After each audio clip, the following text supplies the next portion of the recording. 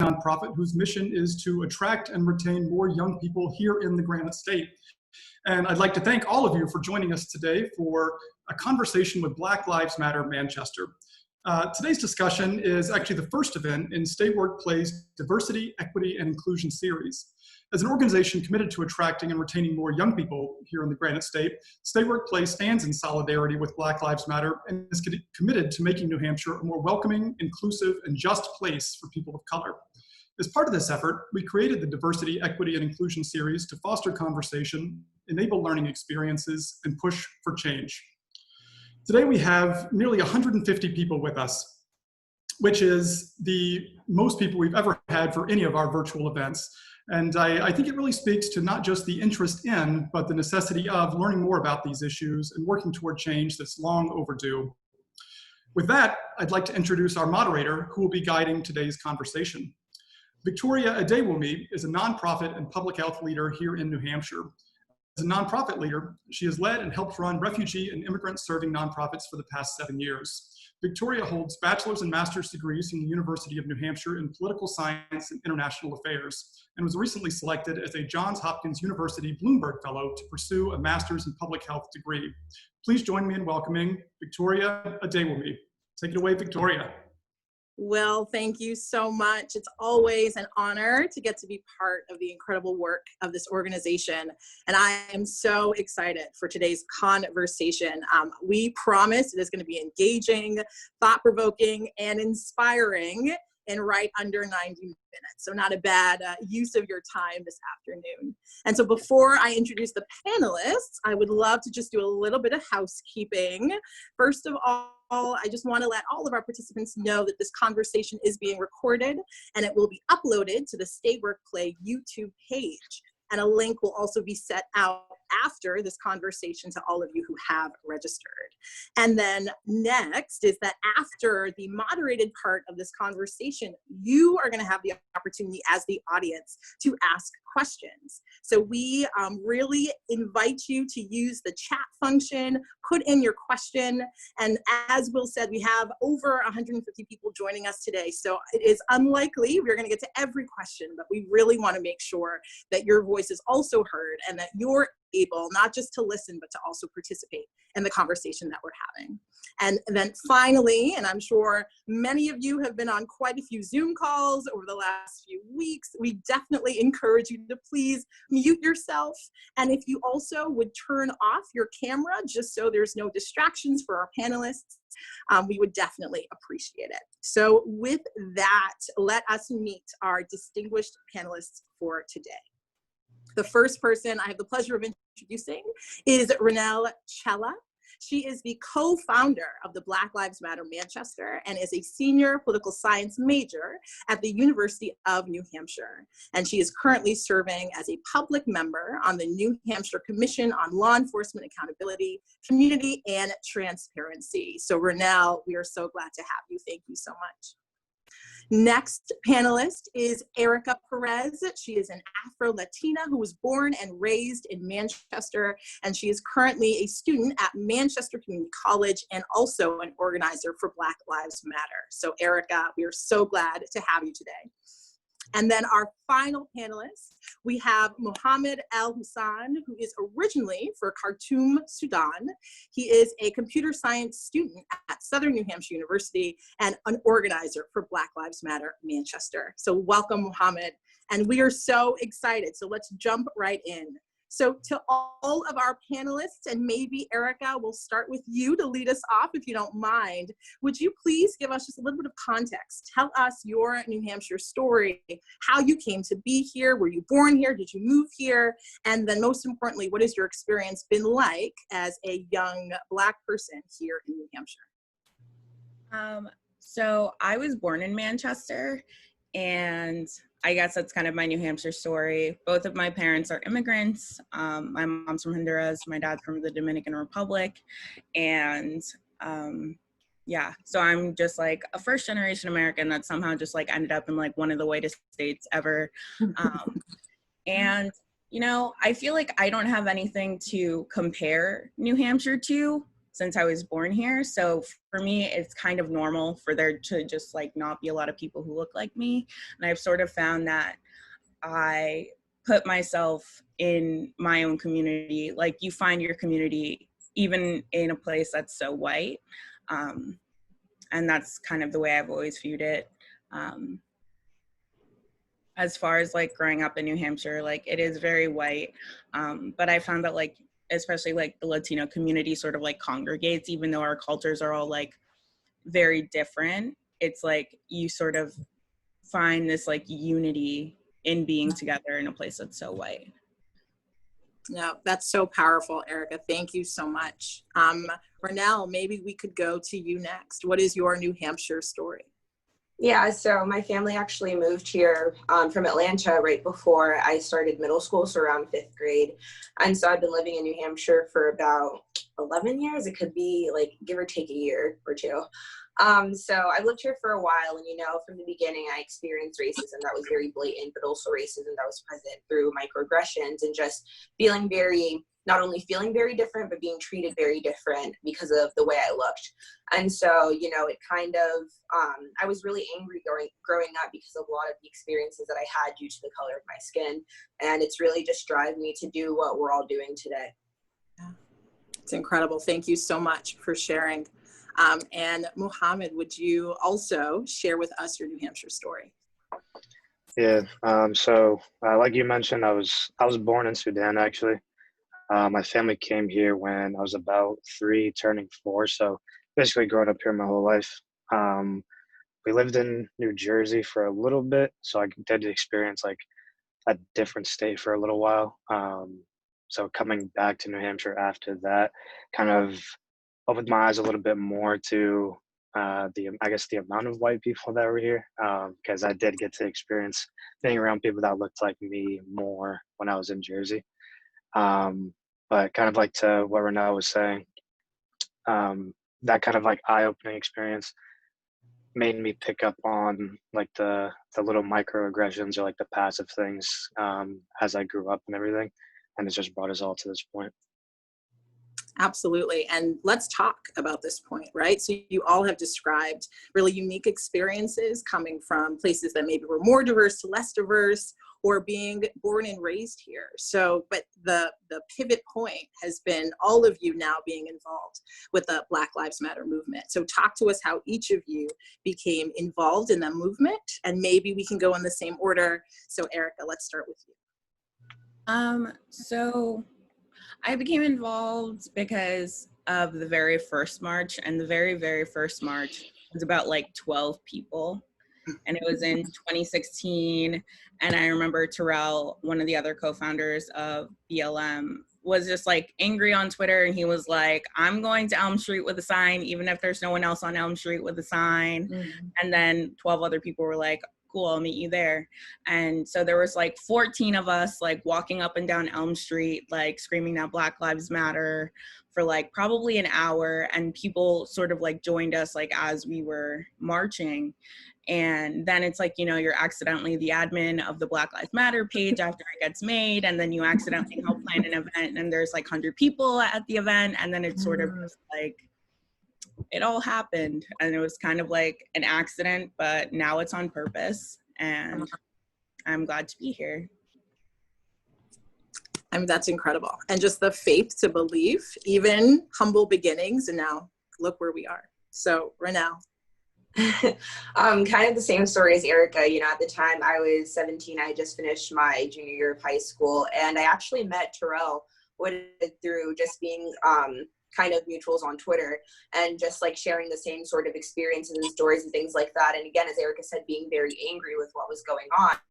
And they did the march with like 12 people, and then like Erica said, all of a sudden you become the admin of the Black Lives Matter page, and then you're just kind of like, oh, okay, I guess. And then everything starts to become on purpose. So like, back then we did a couple events, and then things kind of like tapered off for a bit. But then we did the same thing with in wake of the killing of George Floyd in Minneapolis, and things kind of snowballed from there. So it's how we got to where we are, kind of. It's incredible. That is incredible. Mohammed.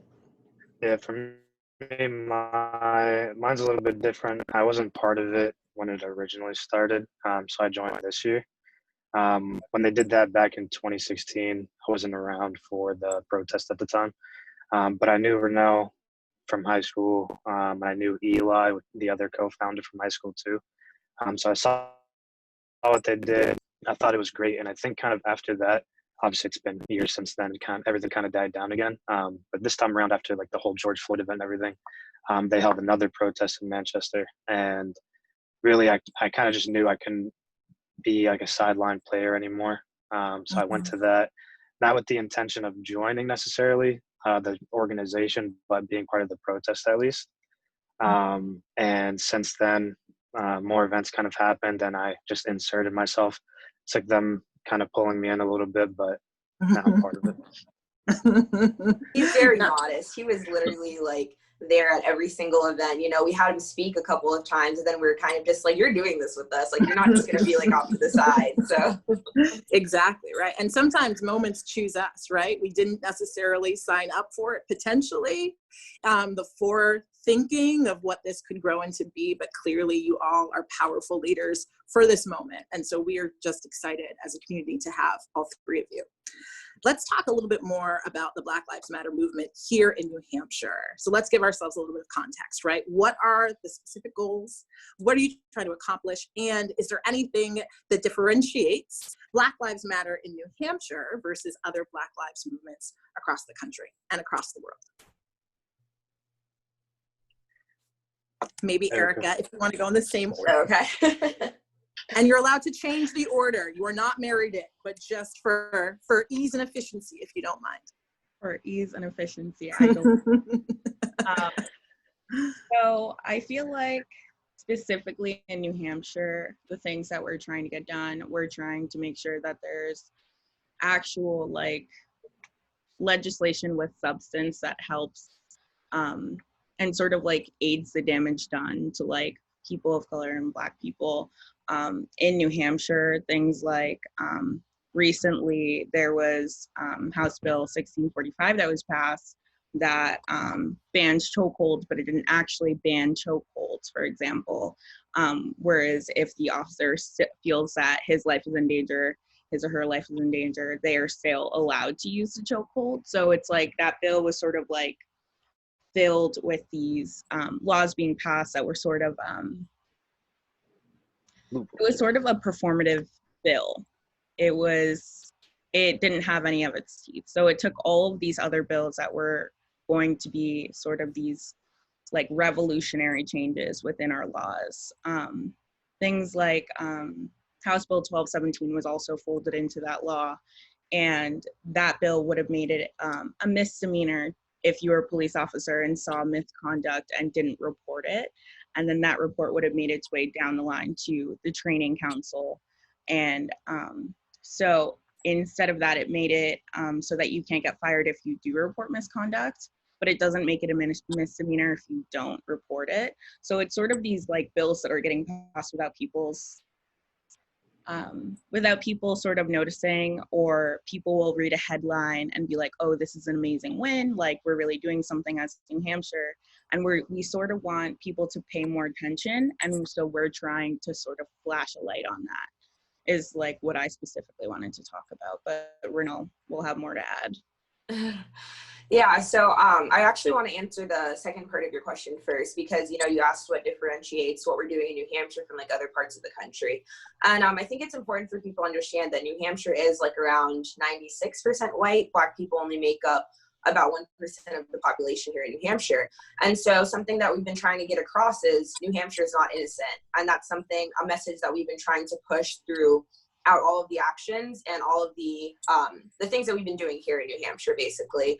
So we want to see change in basically everywhere you can think of. You know, we want to see change in our schools. We want to see there be meaningful. We want to see the way that we teach our children about the history of Black people and the issues and the struggles that we face. We want to see that change, and we want to expand the way that we talk to them about these things, because unfortunately, I feel like the ignorance and a lot of the issues that we face now stem from not knowing about a lot of those things and the lack of education in those areas. We want to see meaningful reform, as Erica was talking about. You know, here in New Hampshire, like I said, we only make up about 1% of the population, yet we are disproportionately incarcerated and arrested. And before the decriminalization of marijuana, arrested for nonviolent drug-related offenses here in New Hampshire. I forgot the exact, either you can jump in.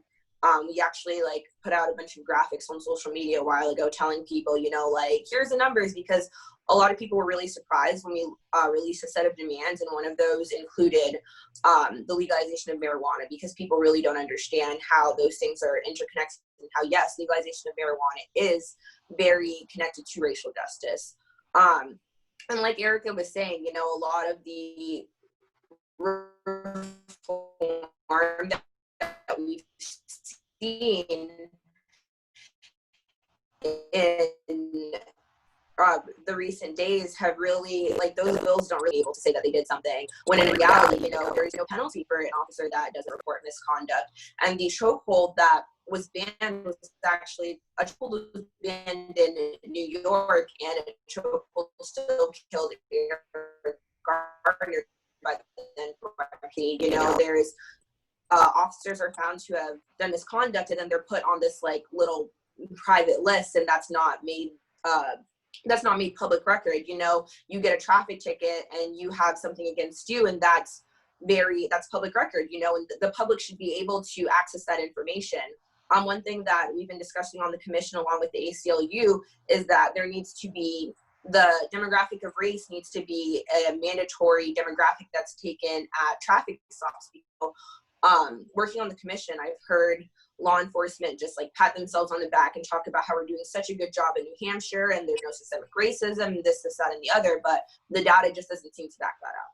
And so we think that that's a very important piece that needs to be rolled into the recommendations for reform, but also something that we want to see here in New Hampshire.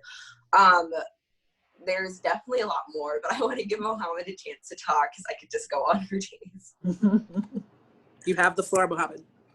Yeah, I mean, Renelle had a lot of the points on the head on her own, but I'd say like the biggest thing for me, at least, is the education piece. Of course, I'm behind everything in terms of like police reform, prison reform, and everything. But I think, like Renelle mentioned, everything kind of stems from the lack of education. And I've always been passionate. I love learning, like ever since I was a kid. But if we kind of backtrack and look at what we've been learning, it's very whitewashed, and it's all about what we learn about, like kind of the Western world, whether it's like Europeans and then to America and those types of things, but we don't learn about the advancements or the contributions of other cultures, and that either builds inferiority in the mind of someone that looks like me, and then a superiority in someone that is white or anything else that's mainly focused on. And it's not intentional to the person that's learning it. It's not their fault, but it is a contribution to what the issue is. So I think if we're going to start from the ground up, I think the education system is like the biggest thing to tackle. Absolutely. And I want to draw a connection between what I'm hearing Rene say and what I just heard you say, that there is outer work that needs to happen within systems. And then also there's inner work of unlearning and relearning, as somebody put in the chat, right? So that both of those things need to be happening for people of color populations, again, in New Hampshire and across the world. So speaking of the movement, right? The movement has officially arrived, right? You guys are evidence of how far and vast this is really reaching in all corners of our state. And so let's talk a little bit more specifically about the events. And so last month, the Black Lives Matter event in Manchester was one of the biggest in the state. And we are curious, just how did you go about getting the word out, organizing, getting folks to join, getting that infrastructure built? What goes in to putting together an event of that magnitude? Oh, it's my turn, isn't it? I wasn't going to force you, Erica. Do you see? I paused. I waited for someone else. And it defaults to you. It does. So honestly, I inserted myself into this event. I was still like admin of like the page, obviously from 2016, but it's like that page was sort of dormant for 4 years. I sort of just like once again commented on something and I was like, all right, like put me in coach. And then Terrell added me to this group chat of the rest of the people who were already organizing the event. And, you know, it's difficult to organize an event, whereas people have a lot of questions that maybe you don't always have the answers to. People are inserting themselves into your event. You're getting calls from people that you didn't think you would get calls from. You know, the police calls you because they're like, oh, are you like gonna have this like 1,000-person march on Elm? Like, it's overwhelming to organize an event, if I'm being honest with you, but people will show up for your event if you have a cause that people care about. And I think that that's really the meat of it all, is that people will show up for your event if they care. Because we honestly didn't really put the word out. We made a Facebook page. Like, we made a Facebook event, and then the Facebook event blew up, and it sort of stemmed from this outrage. People needed an outlet for their anger at the time, because we're sort of like seeing this shift in the United States, and we're feeling angry, and we're feeling like people don't necessarily care about us. And that's the kind of thing that like sparks people into action and into doing things. And I think that that's why our initial event was so successful, is because people really needed a place to be angry, and we gave them that. For sure, that would be if this was being written down, that would be the underlying, right, the cause that people care about. Rene. Yeah, I think Erica's completely right. You know, people were just waiting for an outlet for them to release their anger. One thing that we learned, like from the beginning, is that we, like ourselves as young people, we couldn't wait for other people to mobilize. We had to do it ourselves if we wanted to see action, we wanted to see change. So, you know, we kind of just, like, I remember a moment where Terrell kind of like added me in a tweet on Twitter and said, they're talking about hitting the streets again, like, should we do it? And I was just like, I'm down. And then Elijah Kendrick, who's another original member of Black Lives Matter Manchester, was like, I'm down if you guys are.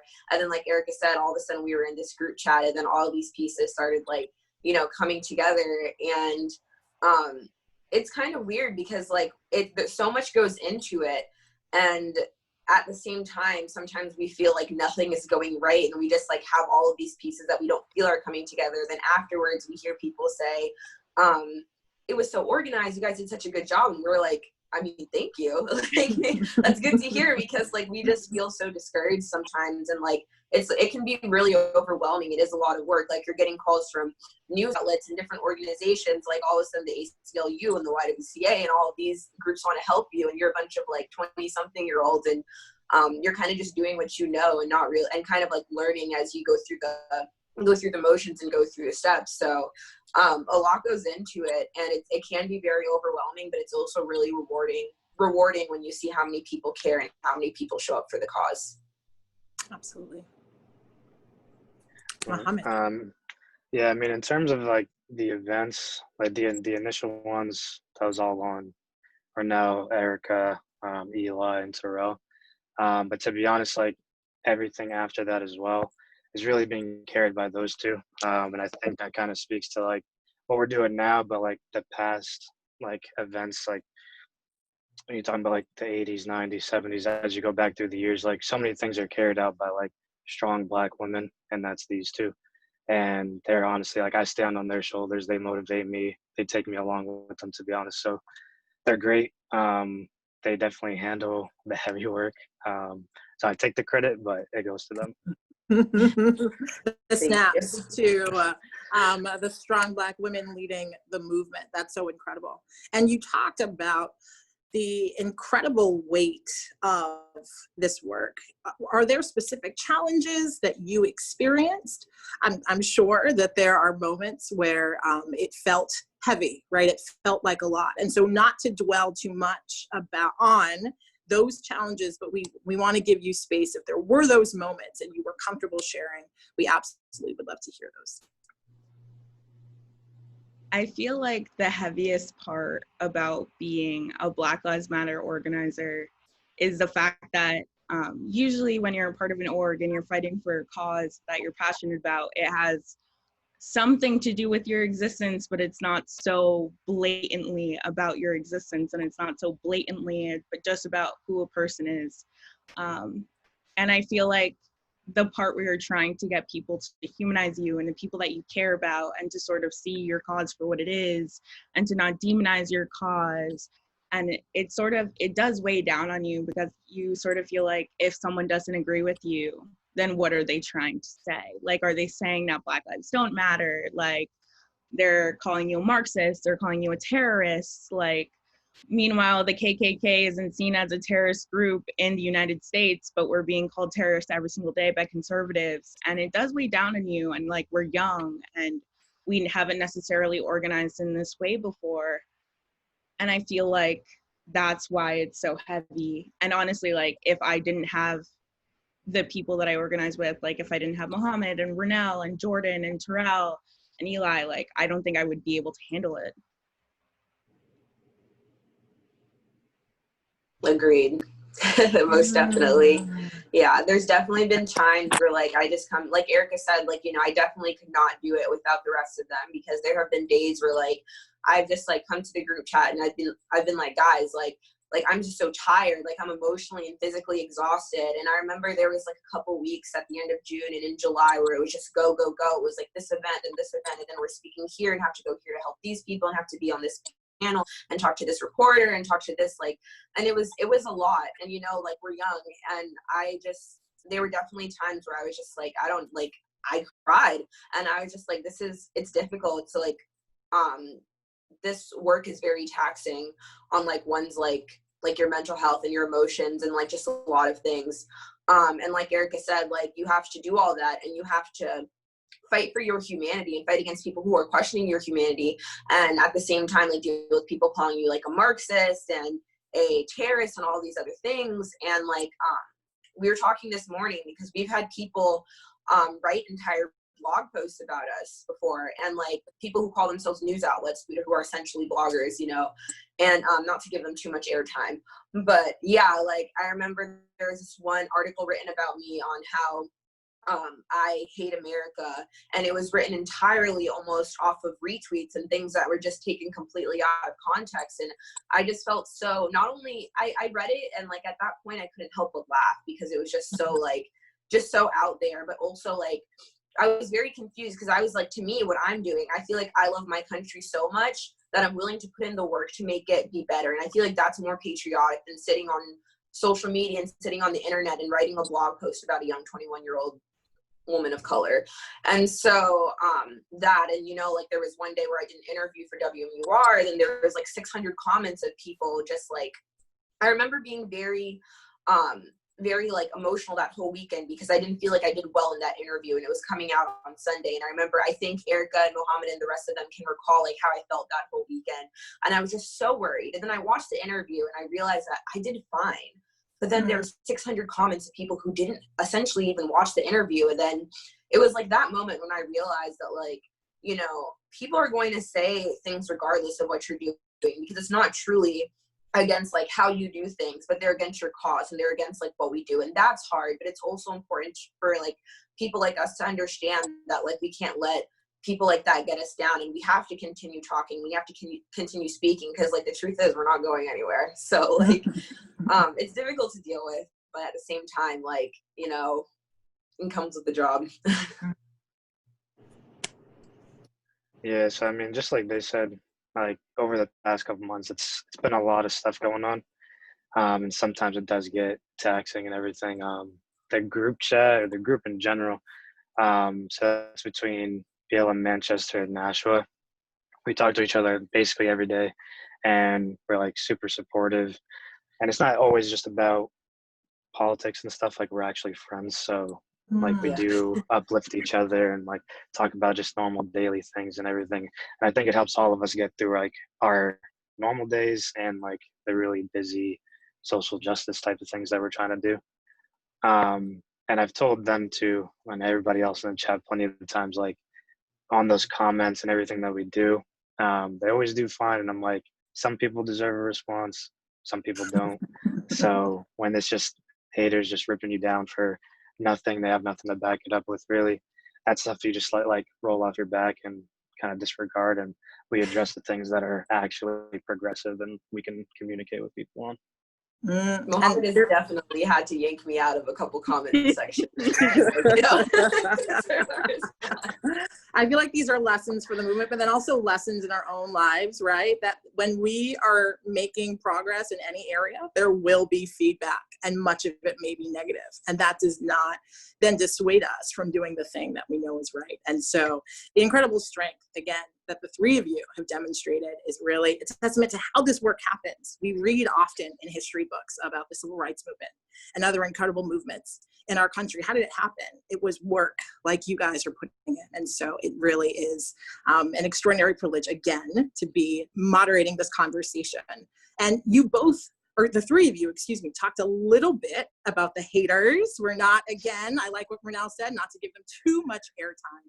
But I do think as we are talking about, right, movements are made, there's no major human rights movement really that happened anywhere in the world that does not include people who are directly impacted and not directly impacted, right? It's about that coalition building. And so if you'll talk briefly just about what the response has been, positive, negative, everything in between, and then a really incredible statistic that Rene talked about is how the people of color population in New Hampshire is quite small. And for many of our participants on this call, they know the vast majority of those people of color are under the age of 18. So let's talk about what that speaks to about the future of our state and how the work that's happening now is really laying a foundation for the future. Erica, we can start with you if you would like. Honestly, sometimes you ask the question, I'm like, oh God. Really, I think that we're definitely a thing that's like black or white. Like, it's, you really like us, you're with us, you're gonna stand in the street with us, you're gonna hold up your little sign, like, or you hate us, like you're commenting on our comment section, you follow us on Instagram to hate us, you're DMing us. And I feel like there really doesn't seem to be a neutral stance on BLM anywhere, in my opinion. It's like you either are with it or you're not with it. Yeah, I feel like the negativity definitely like stems from racism, and I feel like it definitely like exists in New Hampshire. And I honestly feel like there are like some people who actually like, there are some people who are like supportive, but they also want us to like sort of speak negatively to like what other Black organizers are doing around the country. And that's something that I'm personally not comfortable with. Like, I'm not going to tell other Black people how to feel. I'm not going to tell other Black people how to react. I'm not going to tell other Black people how to organize. And it's simply not my place or anyone else's place to tell them how to feel, because this is their country too. And that's sort of how I feel about it. And it's like, you don't know their experiences. You don't know how they felt growing up. You don't know what's happened to them if they were wrongfully incarcerated or anything, like things that happen to Black people every single day. And so when people are experiencing that sort of like trauma, because racism is a form of trauma that people have to deal with every single day. And all of the people of color, you know, have experienced trauma for their race, and that's simply a fact. Like, when you're asking people how to react to their trauma, like, you're wrong. And so I remember there was this one day, it was a day of action. I had to sit out on the day of action because I could not stop crying that day. And I remember that there was this white woman at the end of the day. I hadn't, like, usually, like, we all stand together. It's like a whole thing, like, we all speak, da-da-da. I stood out and I just recorded our entire event because I couldn't handle the trauma that day of being a person of color. And I remember this white woman at the end of the event comes up to me and she's like, I can't get anybody else to like, I can't get my family to agree with like Black Lives Matter. And it's like so hard for me because I truly like, I care about it, and like I want other people to care, but they like burned down the shopping mall in my hometown. And like, and so my family like hates Black people because they like someone burnt down this like shopping mall. And she was like asking me to speak on behalf of the Black people who like may or may not have burned down this shopping mall. She wanted me to tell her how to speak to her family. She wanted me to make her feel better for following us in the movement, all on a day where I had been crying in the sun for like 7 hours. So it's like, I feel like people really kind of like need to like take a look at themselves and like ask of what they're asking of Black people and people of color, and sort of educate themselves. All of the resources are there. Like there are graphics, there are videos, there's literature, books. Like if you want to be an ally to a certain extent, you do have to like educate yourself, and you don't get brownie points for asking a Black person or a person of color. I feel like I went off on a tangent, but I feel like people really need to hear that. I know there are a lot of allies in the Zoom call, and I really need people to hear that and to educate themselves. Again, I just snaps. That's all I have. Snaps. If Rene and Mohammed have anything they want to speak in this moment, we'd love to hear it. Yeah, so there's like a lawnmower in the background. My apartment complex hates me, so if you guys can hear that, I'm sorry. But kind of like Erica said, you know, there's really been like a lot of mixed messages, and people like do like want us to speak on what other people are doing around the country. And in just like going off on that, I also do not believe that we can tell people how to react to their oppression, how to do things, you know. In studying political science, I've learned a lot about Thomas Paine, who was really famous like in the American Revolution and really inspiring the colonists to defend themselves and really gain independence from Great Britain. And like in learning like all of that, I just like, that's like one of the reasons why I don't feel like I can judge people on how they choose to go about their oppression, is simply because all of these issues that we're dealing with should have been solved way before people decided that they were angry enough to have to carry out their resistance in that way. And dissent, there's no one size fits all to dissent movements, you know? And so what we're doing here in New Hampshire may not be what they're doing in Minneapolis or in other big cities, you know, but we're doing what works for us here. And I think that's really important for people to understand, is there's no one size fits all to racial justice and what we're doing. And a lot of people, going off on that, a lot of people think that we're like getting commands and all of this from like a higher up, and we're just doing what we're told and things like that, but that's just not the case. And I think that's really important for people to understand as well. So yeah, we've definitely gotten a lot of mixed messages from people, you know, people that like I know personally, even like my significant other's family, you know, I've had to have very difficult conversations with them and like with him, because they're white people who live in New Hampshire. And so I'm really the first person of color who they've been exposed to over and over again, you know? So it's like these important conversations that I feel like we need to continue having, because there are people who disagree with what we're doing and who are haters essentially. And some of them we can get through to, others are kind of, you know, are going to think what they think, and that's going to be the way that is, but we just need to continue having conversations with people and keep the dialogue going. It's incredible. And not to cut you off, Mohammed, but I have to pick up on something that Rene just said, but I promise we will get back to you. Please forgive me. My question really stems from this place, hearing you talk about wanting to essentially create space, if I'm hearing you correctly, for folks to really feel like this is their movement. But at the same time, also hearing what Erica said, that at this point, right, you know what Black Lives Matter is for the most part. You kind of understand what this is for. You're either here or you're not. For all three of you, does it feel like there's movement that can happen within folks? Does it feel like, and not necessarily trying to create compromise, but wanting to then broaden coalition building? Or at this point, does it feel more like we have done the work of trying to extend understanding? If folks aren't willing to pick that up, that unfortunately is their loss. You want to go, Erica? Are you? So sorry. Every single time I'm just like wondering if someone's has something more. No, you're totally fine. And we've put Erica in the hot seat this entire call. So if anybody else wants to go first, they absolutely can. Yeah, I think it's a little bit of both, you know, like we've done like a lot of like the heavy lifting when it comes to stuff like that, not just us, but like I say, like people of color in general, and specifically Black people. And unfortunately the burden of educating the oppressor always falls on us. And that's just so unfortunate, because like, it's, like we said earlier, very taxing.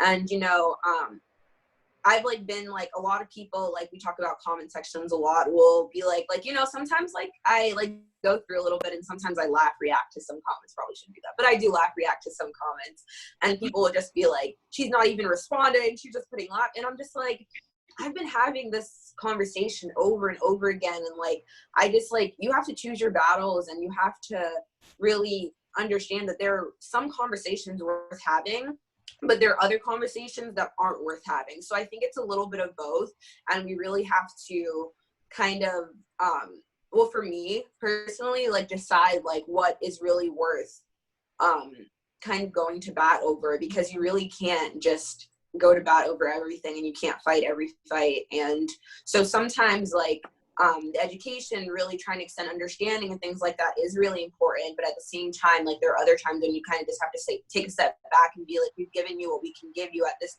point. Like, it's up to you. Absolutely. I'll let Erica go last this time. So kind of like they were saying before, or what Erica was saying before, it's either kind of like you're with us or you're against us kind of thing. And I think people do try to play the fence a lot and like say they're neutral, and they're like, oh yeah, we support you, but we don't support you if you do X, Y, and Z.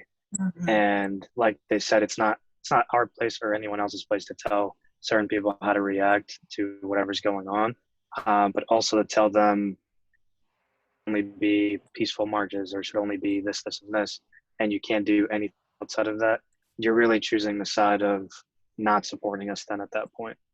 Because if what we need to do to get things progressing is whatever's happening or however people are going to react, then that's kind of like what needs to be done.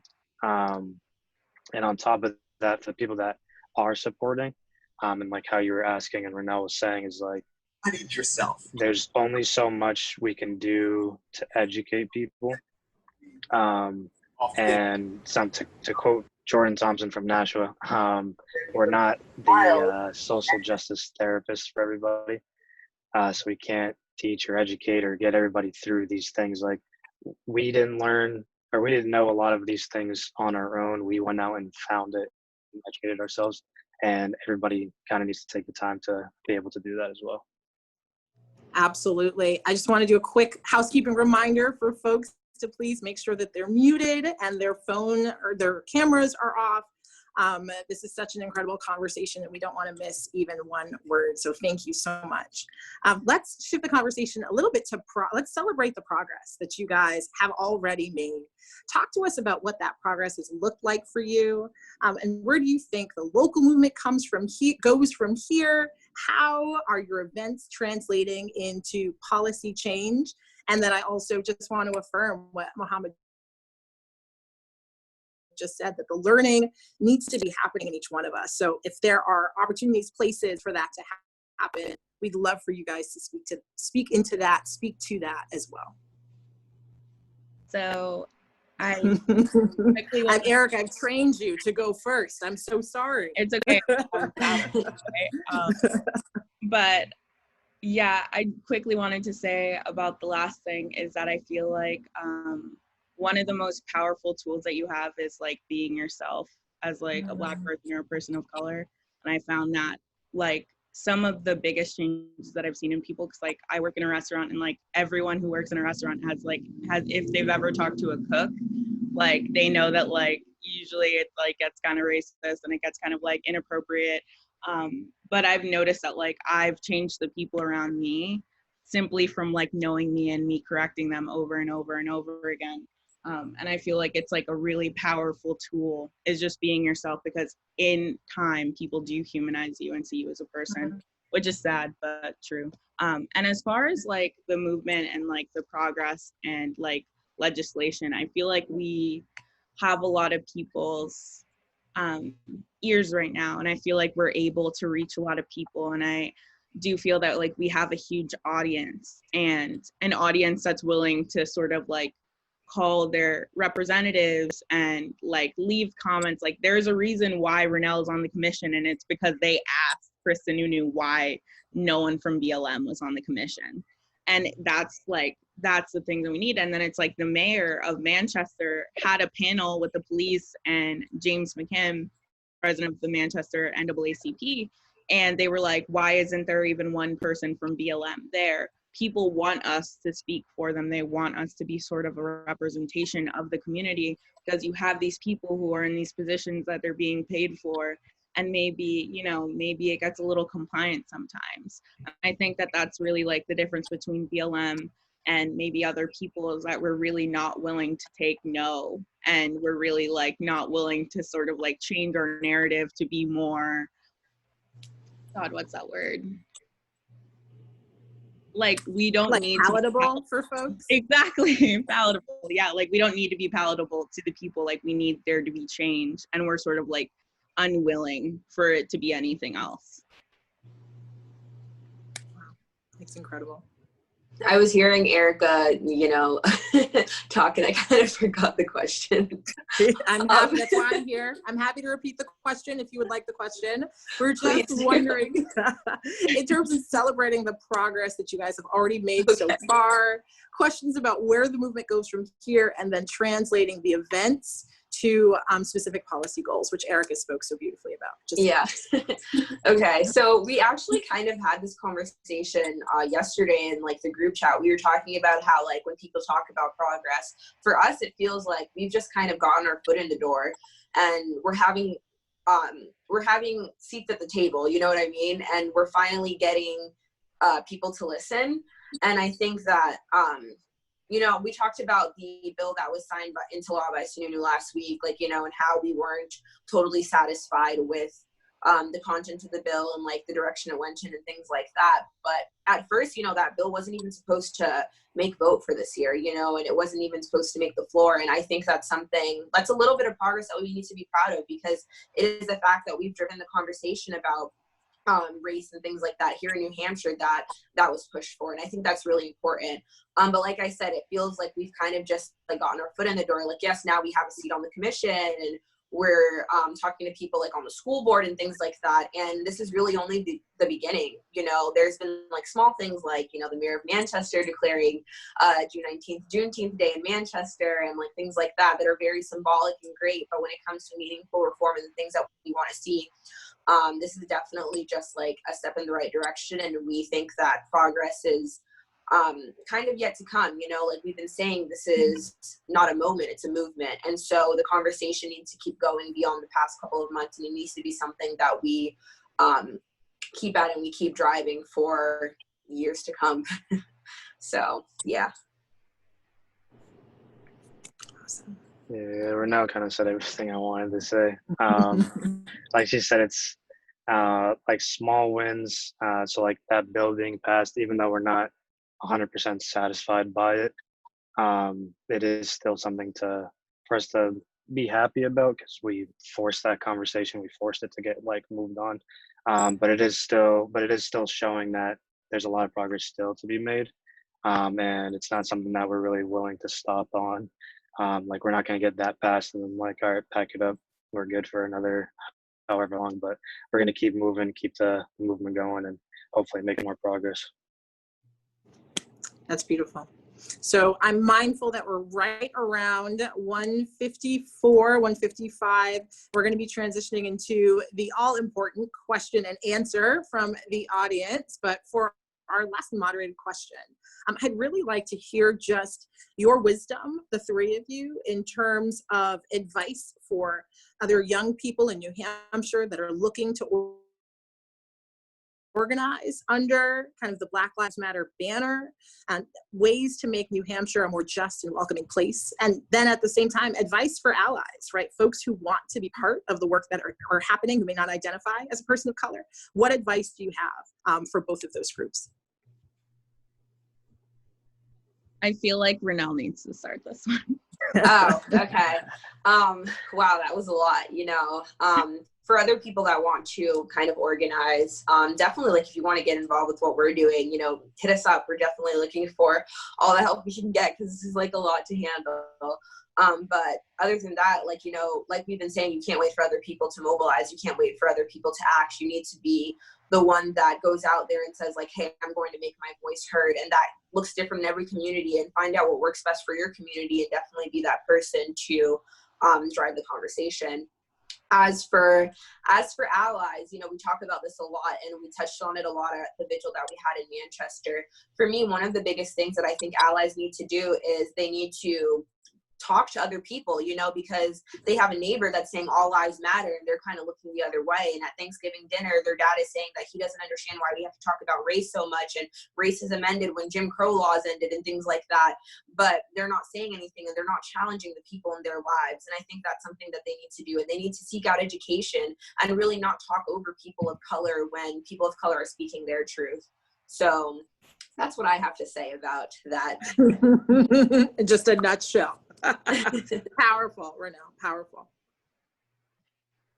So personally, I feel like, especially young people, because you put an emphasis on young people, I feel like there is so much like untapped power. And I feel like the younger generation is like definitely like using social media as like this way to like power through and like get the message sent. And I honestly feel like at the very minimum, use your social media platforms to spread news and laws and things that are happening that aren't being broadcast, like the protests that have been going on for 54 days. Like, I think that the fact that the news is no longer covering it, it doesn't mean that it's not news. Like, we are in the middle of the continuation of the social justice movement, and just because it's not being televised doesn't mean it's not happening. And I think that people definitely need to keep their eyes open. And as far as organizing, like anything that you care about and anything that you needs to be changed, needs to be changed in the world, like it's worth organizing for, and there are other people who care. And as long as you can come together and make it cohesive and actually have sort of like an end game, then it's worth organizing for. And as far as like allies, I know that people always talk about white allies, but I think it's also important to talk about people of color who are non-Black.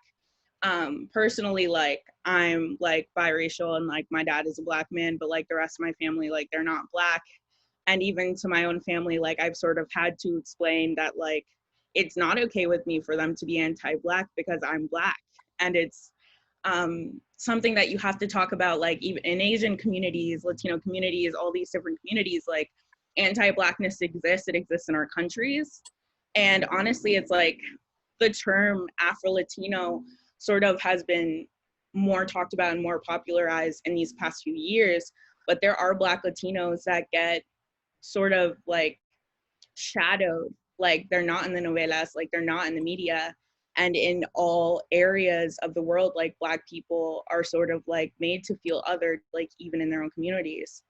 So I think it's super important for people who aren't Black just in general to have conversations with their family. And it's like, you're not safe just because you're a person of color. Like anti-Blackness exists everywhere, and we have to fight every single day to unlearn and educate ourselves. Mm-hmm. I just want to lift that up, the unlearning, the education, and the using our power for good, especially in our spaces, whether it's a home space, a social media space, to really take back those spaces to further the cause. Mohammed, did you want to speak anything into this specific moment in our conversation? Yeah, I mean, these two always get everything out before I get a chance. We'll let you go first next time. Yeah, I mean, the only thing I would add is like, it is great for young people to get involved, people of color, Black kids and everything. The one thing that I would say is don't forget that they're like still kids. I think that's the hardest thing about being Black is you're expected to grow up really quickly. And you have to take on like all these roles and responsibilities. So they're like the biggest thing that I've learned over the years is that it's good to be like headstrong and everything, but take the time to step back, talk about your emotions with someone like you're close with, whatever it is, because it's healthy to feel and process everything that's going on. And then to the educational part, like we were saying before, and I think like Rene said, the hardest thing I think is addressing the people closest to us, because we don't want to ruin our relationship, whether it's a friend, a family member, whoever it is. It's tough to have those conversations, but they're ones that need to be had if we are going to expect like any progress to happen.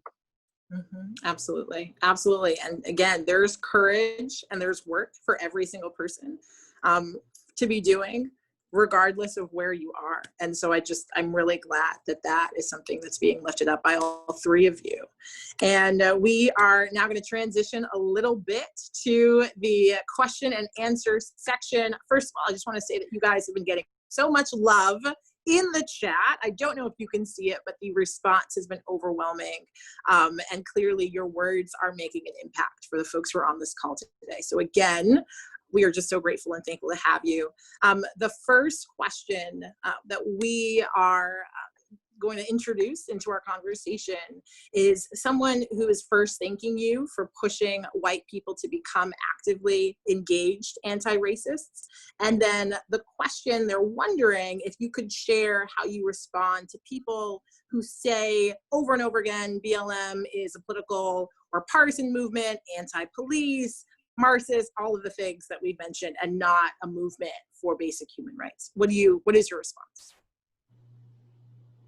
My personal response to that is the reason why Black Lives Matter is not a political movement is because there are all different kinds of Black people and they fall under all different kinds of identities. And there are Black Republicans, as much as people hate to admit that. And that's the reason. It's like the fact that I've noticed that when somebody is Black in this and Black in that, like Black and disabled or Black and gay, they're always Black first, because when you walk into the room, you're Black first.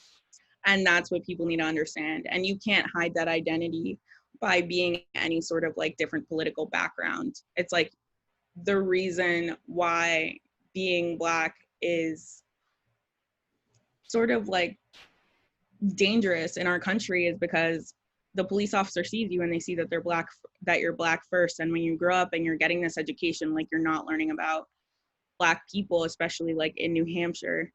And like the first time I want to say that you learn about Black people in New Hampshire is when you're learning about slavery. And I think that that's sad. Honestly, I forgot the question because it's hot in my room. You answered it. You absolutely answered it. No, that's fantastic. You answered it. Renelle or Mohammed, if you also have a I'm gonna keep mine short because I want to get to as many people's questions as possible. But yeah, I just say that, Black Lives Matter, this is a human rights issue. It's not a partisan. It's not a black or white. It's not like this is everyone versus racism. It's not conservatives versus liberals, Republicans versus Democrats. And like we've called out multiple people on both sides. And I think that's what people need to understand. So keep simple. Fantastic. That's another moment. If we were writing this down, I'd love to highlight. It's everyone versus racism. That's so good. Mohammed? They left me with nothing again. So. Mohammed, I'm going to go first. I'm going to do the next question, and you're going first. So right here is the next question. And so we have another person in the chat really expressing appreciation for the criticism that you had about the bills, such as the banning chokeholds and just that the conversation around them not really having teeth. And so they're wondering if you have specific ideas about state or municipal policy changes and that you think, and I quote, checks the following boxes: bold, ambitious, and achievable. Mohammed. Why are you giving me the hard one too? I saved the best one for you. So I mean, those types of things, when it gets like real political, I definitely lean on Rene and Jordan a lot. They're like more in that sphere than I am, but too, like especially the last bill that went on, and that like the things we didn't agree with, like for instance the chokehold thing we already talked about. I feel like we see a lot of laws, not only this one but like other things, that there's essentially like loopholes to them. So it's very performative. It's like, here you kind of got what you want on the surface level, but really underneath it's still the same thing. So I think that like off of that bill specifically, at least like what we'd want to see is the chokeholds being banned kind of altogether. I think the biggest one is in terms of police having to report other officers like misconduct. if there was like the misdemeanor thing and not just getting fired. Because I think police are being seen as above the law a lot, and really they're just like any other citizen. So if someone else did a crime and I was with them or whatever the case is, I would be an accessory to that crime. So why is the same thing not being applied to like the police officers? You know what I mean?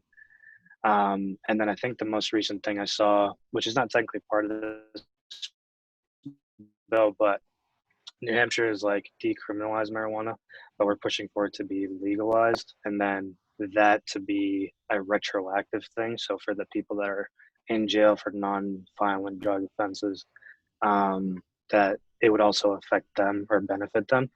But recently, like the bill, I think it was a federal one, just didn't get passed for that. So that's probably something like that would be beneficial to not just Black people, but all people in general. But I'll pass it to her now because she knows about that. Yeah, I mean, Mohammed put it very well. So, you know, you don't have to lead on me, Jordan, when it comes to politics. But yeah, like we understand that police unions can be strong in New Hampshire, but can't be afraid to stand up to law enforcement, and our state representatives and like those in the state legislature, I can't talk, who are making these laws need to not be afraid to stand up and say, hey, like we're going to hold our law enforcement to a higher standard. We hold our doctors and our lawyers and all these people, the president of the United States at some point or other, to a higher standard. And there's a system of checks and balances, and there are penalties for doing the things that they do. And so we need to be able to stand up and say, hey, we are now going to put in legislation to make sure that officers are held accountable if they are found to have done certain things. That's super important. I feel like it's also super simple. And like we were saying earlier, there was definitely teeth in this bill that were brought out in order to please law enforcement, in order to please like other people. And it just made it almost to us meaningless, even though it was a little bit meaningful for the fact that it got passed. There was one other thing that I wanted to say, but I kind of forgot in the midst of going off about that. So you're totally fine. You're totally fine. Erica, if you'd like to contribute. I just wanted to add that if anyone wants to see any like legislation that's like very specific that we already put out, we did ask, we did put out demands for the gubernatorial candidates. And if anyone wants to read that, if you go to our Instagram in our link tree, you will find our demands. And, you know, they covered like the majority of it, but really it's sort of like we're trying to implement, words. Excuse me. It's like minute, 6, we're at the 68-minute mark. It's tough, you guys. It's tough. No, we're really asking for like transparency, accountability, and change, essentially. So if anyone who represents our state wants to take a look at that, you could check that out. No, that's so good. That is so good. And we have another question that came out of the chat, and this can go to anyone first, not to put anyone in the hot seat. So this person is asking how we can all be working to form alliances among existing local groups that have similar goals towards racial justice. And so this person is saying that they would love to see community connections to amplify the presence of Black people in the state where we are often represented. So what might you guys recommend in terms of alliance building among groups who have similar goals towards racial justice but may not necessarily be affiliated with Black Lives Matter yet? Yeah, so I know that there is a group up north. I believe it's New Hampshire Unites. Is it that one? It could be against, yeah. So I know that like it's harder to like come to events that happen in southern New Hampshire, and like when you go up north, the towns get smaller and things like that.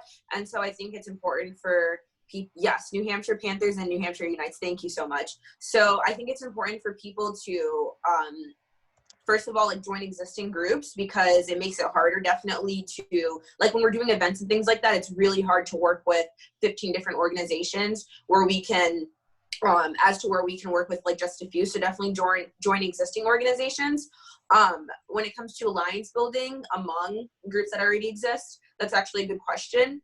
I think it's important to make sure that you're centering the voices of people who are at the forefront and not like, it's like, okay to like present ideas and things like that, but we've had multiple situations where people kind of like overstep and kind of like try to go over our heads when it comes to certain things. And I know we're young people, and I know that we're you know, like a little new to this, but we've done it before, and we are like now very experienced, and there's like certain messages and things like that that we want to get across. And like a lot of groups that are centered around things like this are run by white people here in New Hampshire, which I think is great. Like, it's important to have white allies, but you need to make sure that when you are approaching groups in order to like form alliances and really like work towards racial justice, if you have similar goals, that you're not overstepping the wishes and like the message that the people of color want to send. Mm-hmm.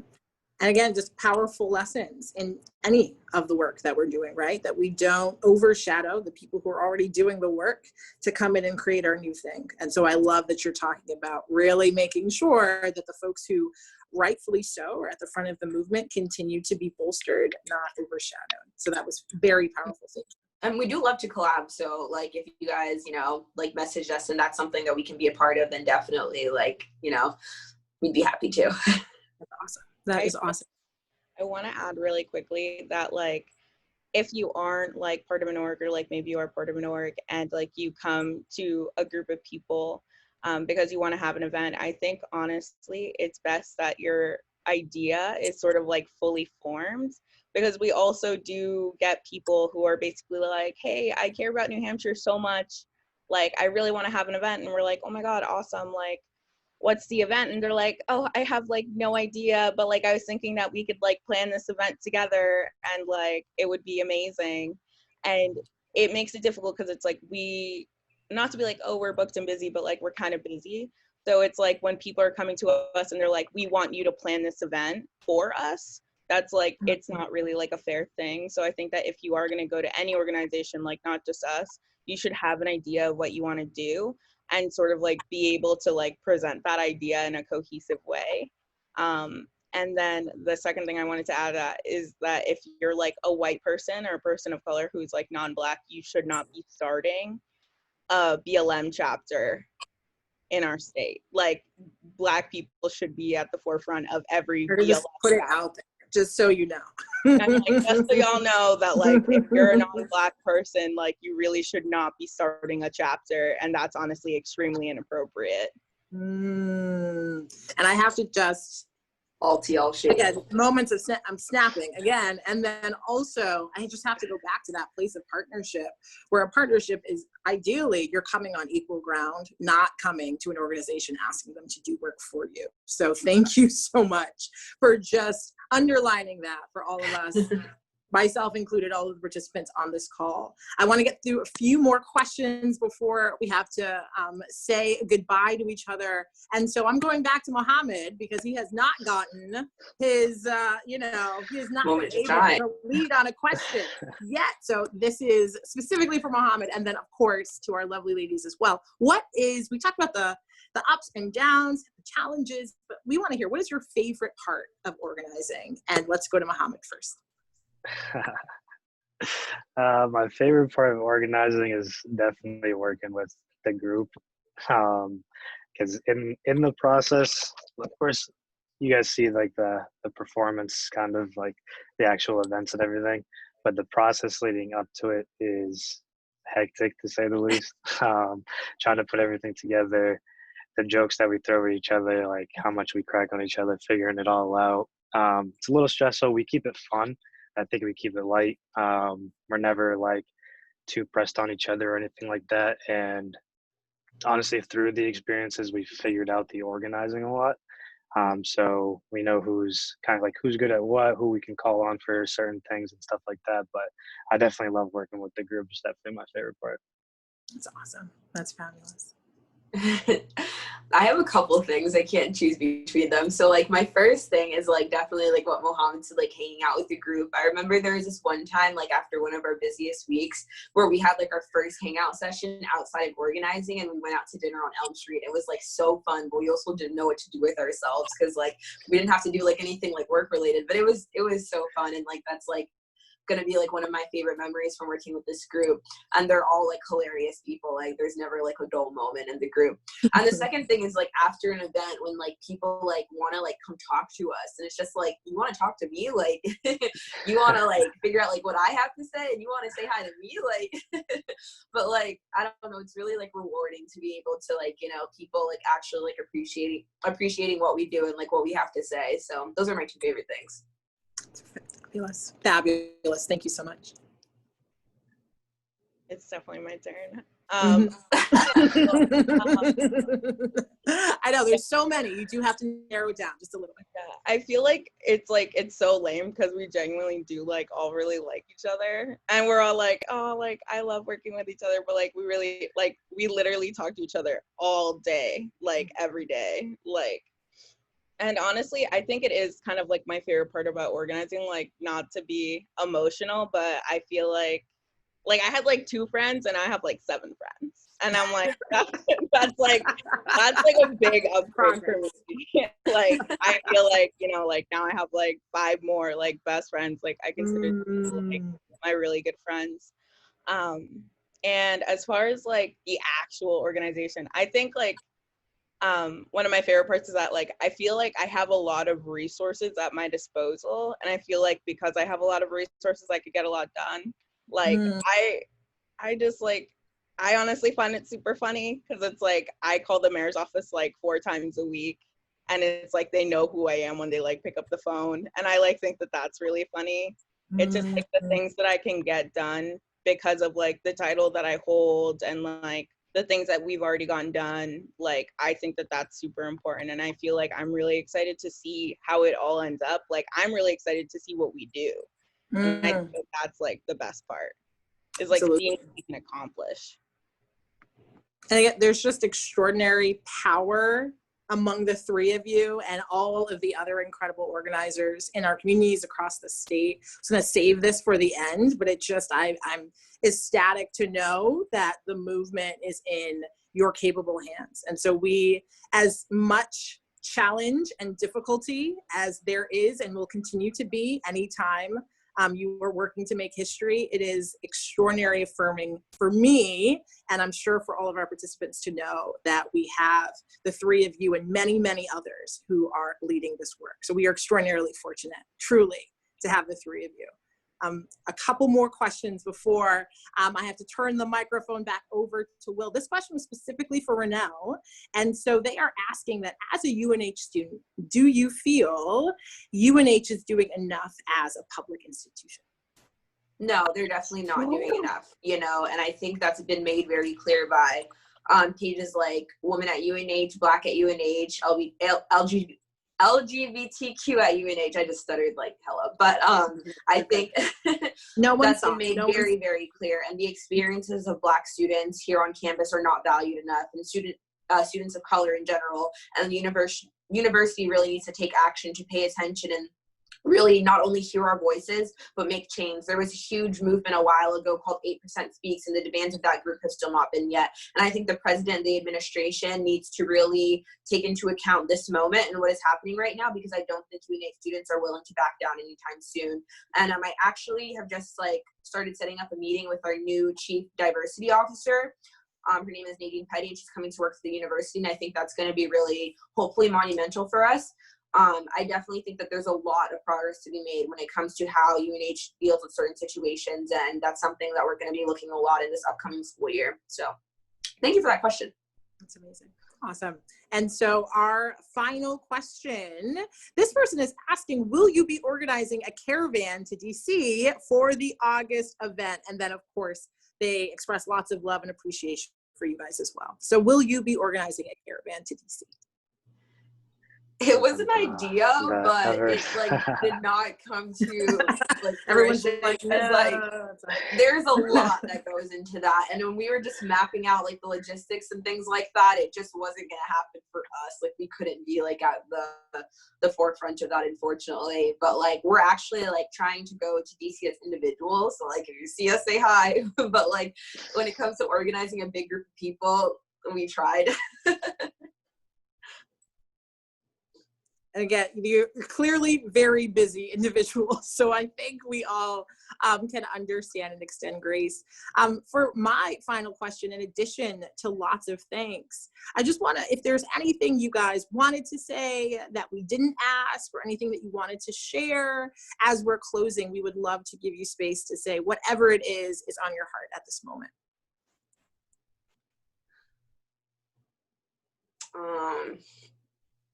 It's a moment, not a movement. We will be in your history book, so it's your job to decide which side of history you want to be on. I just said it's a moment, not a movement, and it's a movement, not a moment. Haha. Yeah. You had it. It's gonna be on YouTube. No big deal. I'll be the one to plug everything. So to see like everything that we're doing and like posts and future events and everything, all of our social media is BL Manchester NH. So that's Instagram, Twitter. I think Facebook is just BLM Manchester. And then the website is also blmmanchester.com. Awesome. Erica, if you want to close this out, you can. Okay. I would definitely say that I'm sure that the majority of this call is white and non-Black, so I'm just going to talk directly to them. A lot of you seem to be in orgs or to work for companies, and make sure that in your day-to-day life you are trying to unlearn and educate yourselves, because honestly it really is like the most important part of the movement. And I know specifically, like from experience, that like when you consider yourself to be a woke individual, quote unquote, that it can be hard to sort of be wrong about something. So just remember that if you are called out for something, that person is not necessarily trying to hurt you or to call you wrong or to say that you're a bad person, but they are trying to tell you that their experience matters and that you should take that into consideration, even if you do consider yourself to not be a bad person. Because sometimes it's not necessarily that you're a bad person, it's that you didn't know, and educating yourself is a day-to-day thing, and it's really important. Yeah, absolutely. I mean, that what you just said, Erica, stands alone. And I think sometimes when we say the word ignorance, there's a ton of connotations that go with that, when it literally means just not knowing. There's so many things in our day-to-day that we are just not knowledgeable about. And so coming from a place of humility where someone can tell us from their experience how they feel, what is happening to them, is something that we all can take the opportunity, if not now, when, to make sure that especially the lives and humanity of Black people are being uplifted and preserved. And so we have had just so many incredible moments on this call. I want to thank everyone for being engaged. And most of all, I want to thank our incredible presenters. Give them a snap in the chat, a little bit of love. Let them know how incredible of a job they did. This has been an incredible journey, and you guys are not stopping anytime soon. So thank you so much for letting me be part of this conversation. And with that, I'd love to turn it back over to Will. Yes, I have to follow all of that up with a huge thank you to our panelists today. So Rene, Erica, Mohammed, thank you so much. This has been an enlightening excuse me, conversation. And also a big thank you to Victoria. I know for those who put on events, you know, especially with panel discussions like this, a conversation can be made or broken by the moderator. And once again, Victoria, you've done a tremendous job guiding the conversation. So thank you very much. And again, thank you to Rene, Erica, and Mohammed for taking part today. It was a great conversation, and one that I think that has really given us all a lot to think about, and also I think has inspired us to continue to do this vital work, which really, really needs to be done. So, and I'd like to thank everyone who's on the call today for joining us, for taking part. I hope it's been worth your while. As I mentioned at the start of today's program, this afternoon's conversation is just the start of Stay Work Play's diversity, equity, and inclusion work, which you'll be hearing more about in the coming weeks and months. And in the meantime, if you think there's something that Stay Work Play should be focusing on in the diversity, equity, and inclusion space, please let us know. We're always looking for ways to be the best allies and co-conspirators that we can be. So if you have any ideas of things we can and should be doing, please feel free to email me personally at will@stayworkplay.org. And with that, thank you again for joining us. Thank you again to our participants and our moderator, and have a great day, everyone. Thank you for having us. Bye, everyone. Thanks for having us. Thank you so Bye. much.